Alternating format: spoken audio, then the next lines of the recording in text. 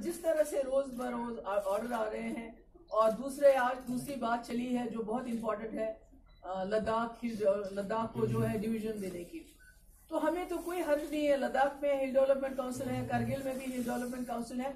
मेरी गुजारिश होगी गवर्नर साहब से, और मैं उम्मीद करती हूँ इसमें हम तमाम parties, national conference, Congress, independents, Tariq अमीर साहब, हकीम यासीन साहब, गुलाम हसन मीर साहब, इंजीनियर रशीद साहब, हम सब इकट्ठे हैं। हमारी डिमांड है, अगर आप लद्दाख को हिल डेवलपमेंट डिवीजन दे रहे हैं तो पीर पंचाल को भी मिलना चाहिए और चिनाब वैली को भी मिलना चाहिए।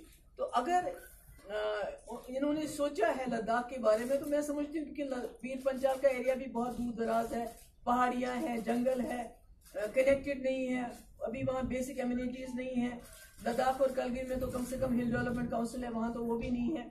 मैं समझती हूँ कि ये डिवीजन क्रिएट करके पीर पंचाल में, लद्दाख में और इधर चिनाब वैली में एक गुड गवर्नेंस एस्टैब्लिश हो सकती है, और आगे आने वाले वक्त में चिनाब वैली और पीर पंचाल में भी हिल डेवलपमेंट काउंसिल के लिए एक रास्ता खुल सकता है।